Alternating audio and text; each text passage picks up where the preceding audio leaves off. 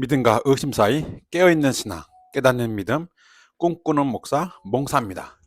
네, 안녕하세요, 여러분. 제가 이제 마가복음 강의 세 번째 시간입니다. 저번 주까지는 마가복음의 개요, 그리고 마가복음의 1장 1절이 마가복음의 주제다라고 말씀드렸습니다. 그리고 마가복음이 어떻게 예수님을 하나님 아들로 극적으로 증거하는지 세 가지 예를 들어서 설명드렸습니다. 간단히 한번 지난주까지 배운 걸 복습을 해보겠습니다. 마가복음은 최초의 복음서로서 70년도에 주후 70년도에 기록된 복음서입니다. 대상은 로마인들, 즉 로마에 있는 크리스찬들에게 보내는 복음서입니다. 그 당시 로마에 있는 크리스찬들은 네로 황제의 핍박으로 많이 고난을 받고 힘들어하고 심지어는 순교까지 했습니다. 그 당시에 바울과 베드로도 순교를 했죠. 그래서 마가복음은 일단은 그들에게 예수님은 진짜 하나님의 아들이라는 것을 증거하고 알려줌으로써 그들에게 소망과 희망을 심어주기 위해 쓰여진 것입니다. 그래서 1장 1절에 마가복음의 주제인데 하나님의 아들 예수 그리스도의 복음의 시작이라 라고 시작합니다. 즉 예수님은 하나님의 아들이고 그리스도라는 그런 신앙 고백으로 시작을 합니다. 그게 마가 공동체의 신앙 고백이기도 하죠.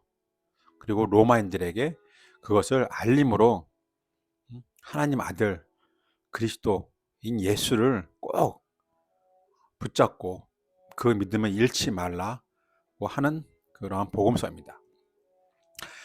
그래서 이제 마가는 아주 예수님을 이제 그들에게 극적으로 하나님 아들임을 소개합니다. 첫 번째로 구약을 인용해서 예언이 아닌 제 생각에는 인용입니다. 적용 해석입니다. 말라기에 나와 있는 구절과 이사야서에 나와 있는 구절을 인용해서 광야에 외치는 자의 소리, 즉 세례 요한을 소개합니다. 그리고 그 세례 요한은 광야에 외치는 자의 소리가 여호와의 길을 예비하리라.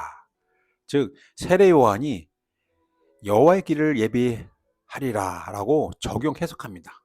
바로 그 예수님의 길입니다.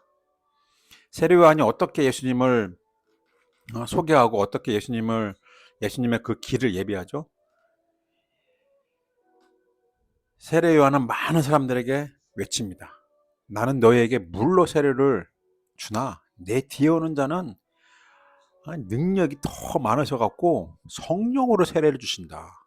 그리고 내가 그의 신발의 그 끈을 풀기도 감당치 못한다. 그 정도로 위대하신 분이다. 그분이 오실 것이다. 라고 길잡이, 바람잡이를 합니다.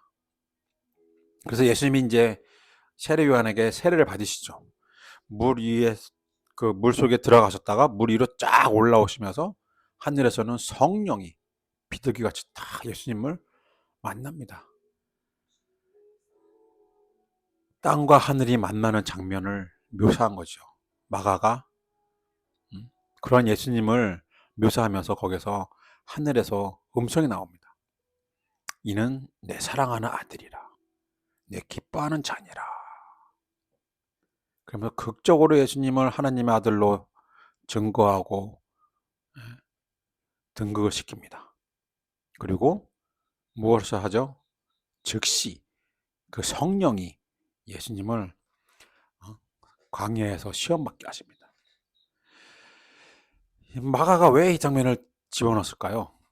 마가가 로마인들에게 하나님의 아들임을 증명을 시키면 끝나는데 왜 하나님 아들인 예수가 그 즉시로 마귀의 시험을 받죠?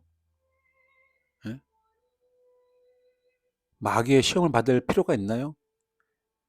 이미 하늘에서 음성이 들렸고 성령이 내려오셨고 이제 예수님의 공생애를 딱 준비 다 끝났는데 바로 이거는 예수님도 하나님 아들인 그분도 성령에 의해서 마귀의 시험을 받았다. 시험이라는 거는 고난이잖아요. 그렇죠? 핍박이잖아요. 힘든 거잖아요. 바로 로마에 있는 그 크리스찬들이 받고 있는 그 고난, 핍박이 성령으로 인해서 받는 마귀의 시험이다. 그러니 예수님이 승리한 것처럼 너희들도 승리할 거다. 통과할 거다. 예수님이 그 시험을 통과해서 하느님의 아들의 자격을 얻고 그 존재의식이 확신을 갖고 생긴 것처럼 너희들도 그 시험을 통해서 그 성령이 주신 그 시험을 통해서 로마의 그 핍박을 견딜 것이다. 그러면 너희들도 하나님의 아들로서 하나님의 자녀로서 하나님 나라에 들어갈 것이다. 희망을 주는 거죠. 여러분이 마가복음을 읽으시면서 예수님의 그 하나님 아들임과 하나님 나라와 그리고 마가의 그 저자의 의도를 함께 보면서 해석을 하면 아주 풍요로운 그 해석을 갖고 더 이렇게 폭넓은 이해가 가실 겁니다. 이제 어때요? 이제 세례요한이 잡혔죠. 그 분봉왕 헤롯에 의해서 잡혔어요. 그 이제 예수님은 이제 혼자 나왔습니다. 예수님 마음속에는 내가 이제 하나님 아들이다. 하나님의 나라를 전파해야 된다. 이 확신이 섰겠죠. 확신 갖고 이제 혼자 서 있습니다. 세례요한이 딱 준비해 놓은 그 길 위에 딱 서 있습니다. 그리고 이제 더 이상 누가 자기 길을 예배해 주지 않습니다. 이제 직접 예수님이 모든 걸 헤쳐나가야 돼요. 그때 이제 예수님의 첫 마디가 뭐죠? 때가 찼으니 회개하고 하나님 나라의 복음을 믿으라. 때가 찼으니. 마가가 예수님의 입을 빌어서 때가 찼으니 로마인들에게 말하고 있는 겁니다. 이제 때가 찼다. 때가 찼어. 이제 곧 그때가 올 것이다. 너희들의 고난이 끝나고 너희들의 핍박이 끝나고 너희들의 죽음이 끝나고 이제 하나님의 나라가 올 것이다. 예수가 말하지 않았냐? 때가 찼으니 끝까지 믿음을 지킨 자 하나님 나라의 복음을 믿으라. 하나님 나라가 임한다. 가까이 왔다. 이 얼마나 좋은 소식이에요. 로마의 그 크리스찬들에게. 그렇죠? 그래서 우리는 오늘의 그 본문을 들어가기 전에 한번 예수님이 외쳤던 그 하나님 나라에 대해서 한번 잠깐 살펴보고 가겠습니다. 하나님 나라. 여기는 이제 두 가지 의미가 있습니다. 하나님 나라는. 하나는 하나님이죠. 예. 예수님 믿는 하나님과 유대교가 믿는 하나님하고는 틀려요. 그래서 갈등이 생겼잖아요. 그렇죠?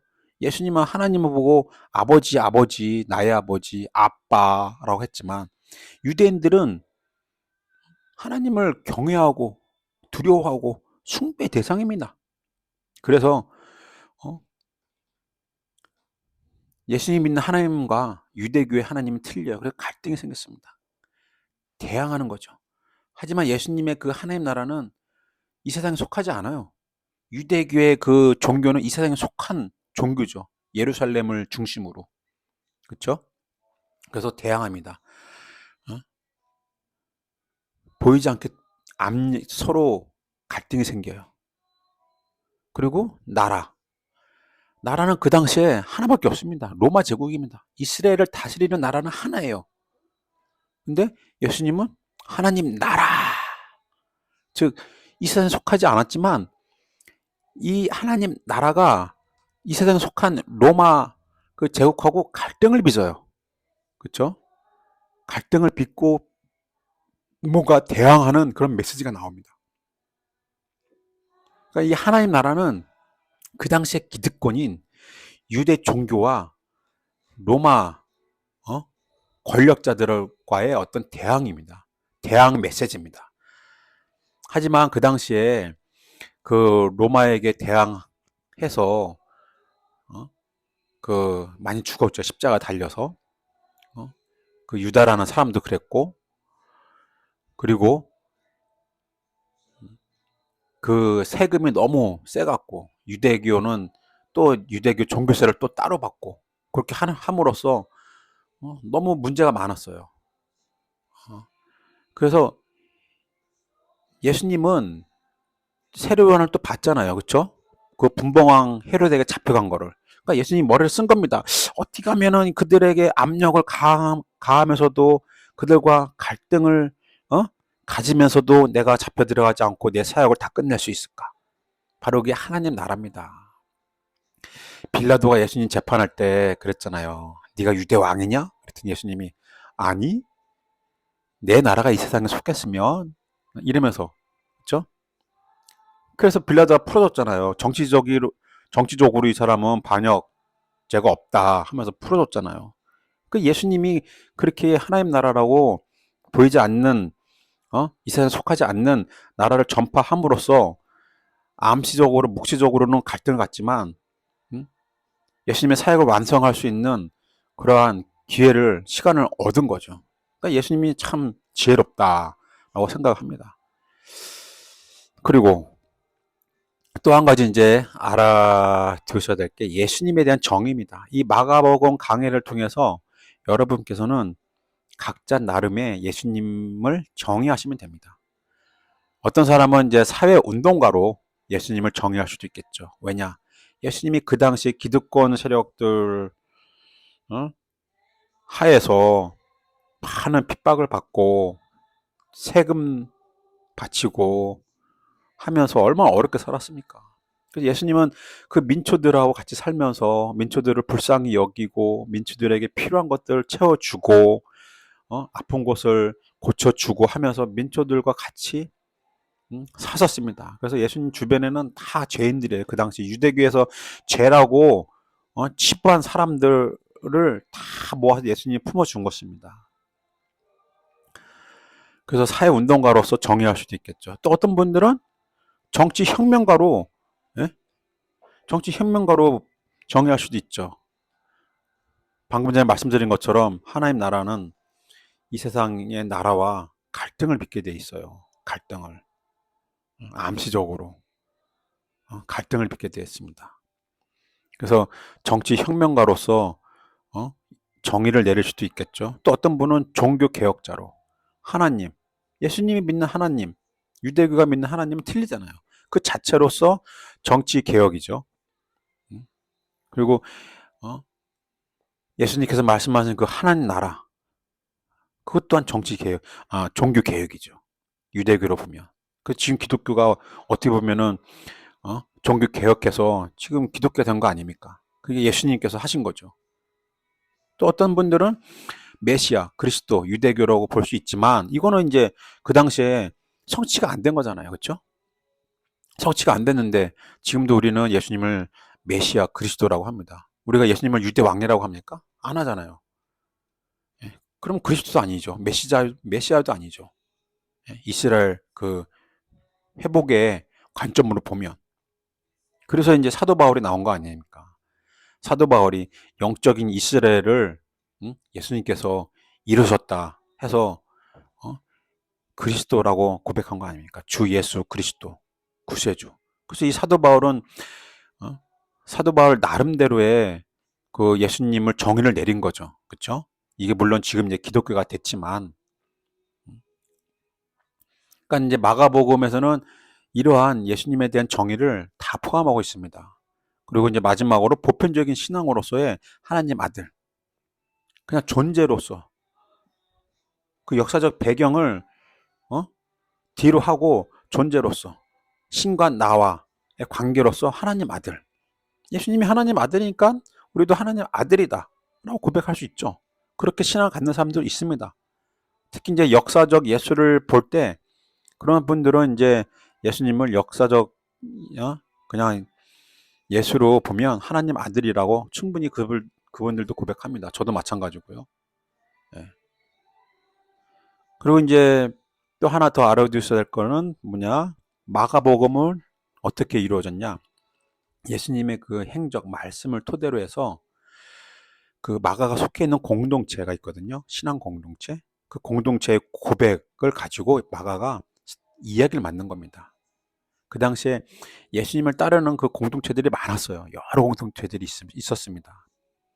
그래서 예수님을 정치 혁명가로 정말 믿고 따랐던 사람들도 있어요. 그래서 그들이 나중에 로마 제국과 싸우려다가 패배했죠.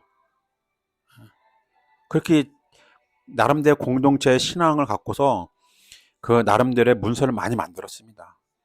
그래서 이제 채택된 거는 이제 마가복음하고 이제 다른 복음서들이 채택된 건데, 특히 여기 마가복음에서는 예수님을 하나님의 아들 그리스도로 고백했던 공동체이기 때문에 그 고백을 가지고 마가가 이야기를 만든 겁니다.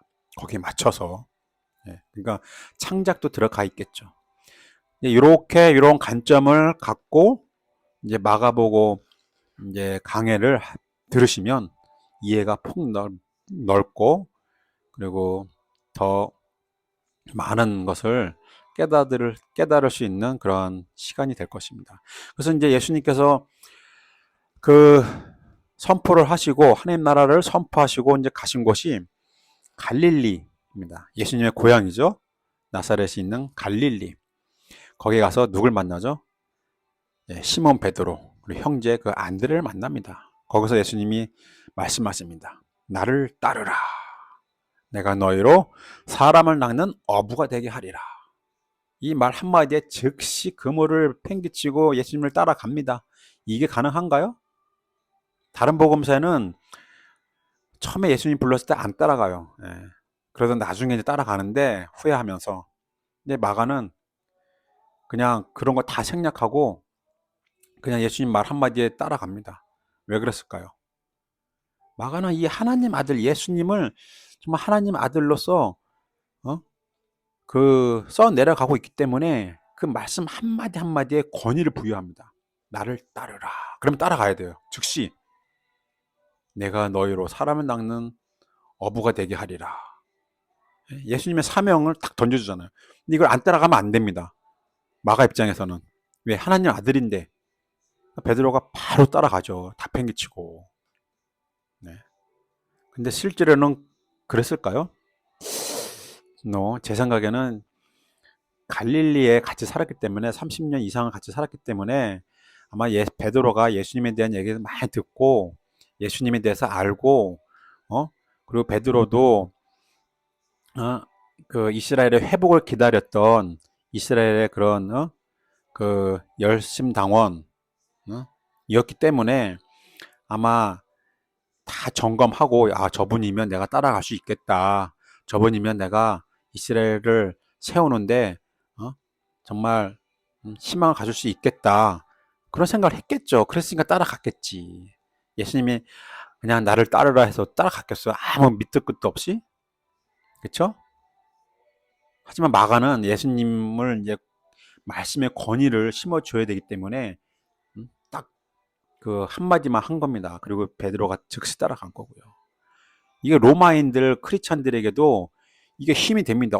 예수님의 한마디에 그 수제자 베드로 사도가 다 팽개치고 따라갔다. 그들의 고난에 얼마나 힘이 됩니까? 그 베드로도 죽었어요. 자신들도 지금 죽음에 처해 있는데 얼마나 힘이 되겠습니까? 그렇죠? 그렇기 때문에 마가가 심플하게 예수님의 말씀을 집어넣고 베드로가 즉시 따랐다라는 장면을 집어넣은 겁니다. 그래서 여기서 이제 주목해야 될 것은 이제 사람을 낚는 어부, 사람 어부. 이게 이제 우리가 한번 깊게 짚어봐야 될 말씀인데요. 하나님 나라는 사람에 가는 겁니다. 하나님 나라는 사람을 통해서 사람 안에 이루어지는 겁니다. 그것을 마가는 말해주고 싶었고 예수님 또한 그렇게 하나님 나라를 전파하셨죠. 로마 제국처럼 그냥 칼로 다 무자비로 막 사람 죽이고 해서 이 영토를 뺏는 게 아니고 하나님 나라는 그것과 반대로 그 영토에 있는 어느 누구나 그 한 사람 한 사람 개인을 통해서 하나님 나라가 전파되는 겁니다. 이건 눈에 보이지 않죠. 이 세상에 속한 것도 아닙니다. 그 사람 마음에 속한 거기 때문에. 그래서 사람을 낳는 어부라고 한 겁니다. 그렇죠?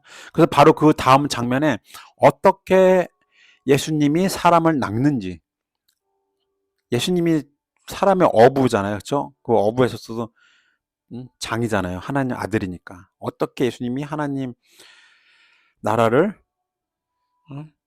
그 사람을 낚으면서 확장시키는지 그 예시가 나오잖아요. 그렇죠? 회당에 딱 들어가십니다. 회당에 들어가서 무엇을 하십니까? 가르칩니다. 하나님 나라가 막 가르치겠죠.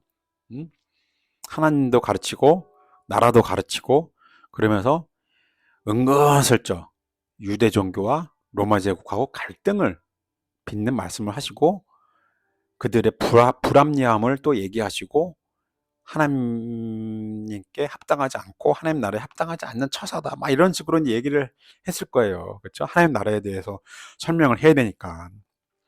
그래서 거기에 있던 어느 한 사람, 그 한 사람이 아니겠죠. 뭐 많은 사람들이 갈등을 빚었겠지만 표현을 안 했겠죠. 속으로 그냥 부글부글 끓어도. 그렇죠?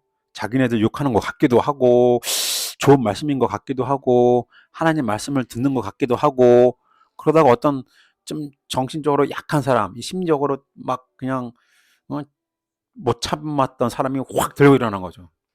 네가 뭔데? 어? 네가 뭔데? 우리가 무슨 상관인데? 우리를 욕하느냐? 내가 너 하나님 아들인 거 그래 알아. 어? 근데 네가 무슨 상관이야? 하면서 막 소리 고래 지른 겁니다.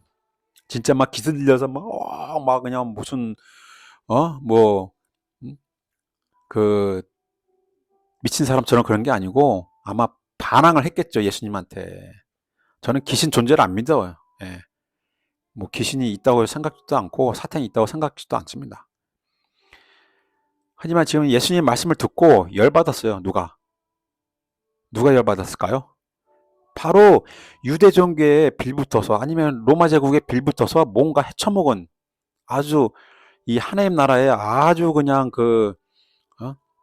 반대되는 삶을 살았던 비굴하게 살았던 자기 백성을 자기 같은 민족을 등쳐먹었던 어떤 사람이 예수님의 그 말씀을 듣고 화가 난 거죠. 그래서 고래고래 소리 지르고 정신 나가도록 막 소리 지르는 거죠. 예. 제가 볼 때는 그런 상황인 것 같습니다. 그랬더니 예수님이 이제 귀신아 나가라, 더러운 영아 나가라, 너의 더러운 생각을 버려라, 그거 회개하라. 이제 때가 찼으니 하나님 나라의 복음을 믿어라 이렇게 그렇게 했겠죠. 그렇죠? 그냥 단 한마디 귀신아 물러가라, 귀신아 나가 이렇게 했어요. 제가 어릴 때 제가 다녔던 교회 목사님도 귀신 축사가 아니고 축기 그 사역을 했는데 저기 좀 몸이 정신적으로 좀 약한 사람들이 이제 기도를 받으러 와요. 그러면 딱 세워놓고 계속 외칩니다. 눈 감으세요 하고서 귀신아 나가, 귀신아 나가, 귀신아 나가. 계속 예수 이름으로 나가라, 예수 이름으로 나가라. 이거를 1시간, 2시간 계속 합니다. 근데 결국은 서 있는 사람은 눈 감고 서 있는데 얼마나 피곤하겠어요. 그래서 확 쓰러져요. 그냥 쓰러져서 졸든지 하고 쓰러지든지 합니다. 그러면 귀신 나갔다고 합니다. 그런 식으로 귀신 축기를 하는 사람들이 많아요. 제가 그 송기철 장로 그 사역하는 데 가서 기도 받았거든요. 근데 딱 머리 안수하면서 밀어요. 그래서 확 자빠지지. 눈 감으라고 해놓고 그런 식으로 하는 게 사기죠, 사기. 예수님은 그렇게 안 했다. 그렇죠? 예수님의 그 축기는 하나님 나라 제가 설명한 것처럼 유대교 로마 제국에 그 대항하는 그런 메시지에 빌붙어서 사는 인간들을 향해서 했던 메시지였고 거기에 반항하는 자들에게 예수님이 회개하라고 외치신 겁니다. 그런 더러운 생각, 더러운 삶 자체가 귀신 들린 삶이죠. 하나님의 그 나라의 삶에 합당하지 않으니. 마가는 그걸 말해주고 싶었던 겁니다. 예. 그래서 로마에 있는 그 크리스찬들이 그 핍박받으면서 음? 그 로마인들에게 굴종하지 말아라. 예수님 때문에 그렇게 고난받고 어? 너희들도 죽음에 처했는데 거기에 굴복하지 말아라. 그런 메시지인 겁니다. 그리고 이제 마지막에는 예수님 뭘 하시죠? 예, 예수님이 이제 베드로 집에 갑니다. 안, 그 야고보와 어, 요한을 데리고 같이 갑니다. 그래서 거기서 열병 들린 장모를 만나죠. 여기서도 마찬가지입니다. 예수님이 즉시 병을 낫게 합니다. 즉시. 모르겠습니다. 요세푸스에 보면 예수님은 정말 기적을 일으키고 병을 고치고 귀신을 내쫓았다는 그러한 소문이 있다고 역사서에 기술되어 있습니다. 저도 예수님이 그런 일을 하셨을 거라고 믿습니다. 하지만 마가복음의 그 글쓴 그 스타일로 봐서는 이것 또한 즉시 잽싸게 바로 지금 성령이 내려오사 갖고 즉시 또 시험 받으시고 또 베드로를 나를 따르라 불렀는데 즉시 또 그물을 내리고 버리고 또 따라가고 음? 이 즉시 곧 이게 굉장히 많아요. 근데 거기에는 이제 시간적인 갭이 있는 거죠. 아마 그 장모를 만나서 계속 기도해 주시고 그들을 보살펴 주시고 그들 위해서 또 기도하시고 밤새 또 기도하시고 그렇게 해서 병이 낫겠죠. 그렇죠? 그 열병이 정말 심각한 병이었으면 어, 뭐 기적으로 날 수도 있겠지만 이제 통상 상식적으로 보면 그렇게 해서 낫겠죠. 그래서 베드로는 그걸 봤겠죠. 보고서 어떻겠습니까? 놀랐겠죠. 저분이 진짜 하나님의 아들이시고 메시아다. 내가 기다렸던 그 메시아다. 아마 베드로가 이 얘기를 장모가 어? 그 열병이 생겼는데 예수님을 만나고 낫다는 거를 아마 얘기를 엄청 많이 했었을 겁니다. 설교할 때마다. 그러니까 마가가 그 얘기를 제일 많이 들었으니까 지금 여기 제일 음? 처음 병자 고치는데 그 장모 얘기를 쓴 거죠. 그 얘기를 너무너무 많이 들었기 때문에. 그리고 베드로는 그 사건을 인해서 정말 예수님을 따라가고자 결심을 했고 예수님의 정말 수제자로서 순교까지 감당을 어, 했던 사건이니 처음 부분에 나왔겠죠. 마가복음에. 근데 이제 이 기독교에서도 보면 병 고치는 그 목사님들 보면 교회가 많이 부흥합니다. 지금 여기서도 그 소식, 그 소문을 듣고 많은 사람들이 막 몰려옵니다. 예수님께 떼거지로 막 몰려옵니다. 예. 그래서 이제 그 얘기는 다음 주에 하고요. 아, 오늘의 이 말씀을 통해서는 정말 이 마가가 그 예수님의 그 하나님 나라 선포와 또 사도 베드로를 부르시는 데 있어서 이 말씀의 권위를 부여를 하려고 노력을 했고 또 하나님 나라는 어떻게 확정되는지 그 예시로 더러운 영 들린 사람을 소개함으로써 예수님께서 어떻게 하나님 나라를 이뤄 가시는지 오늘 말씀을 들었습니다. 그래서 여러분께서 이걸 이제 제 마가복음 강해를 들으시면서 그 자유롭게 여러분들이 이해하시는 방향으로 이해하시면 되고요.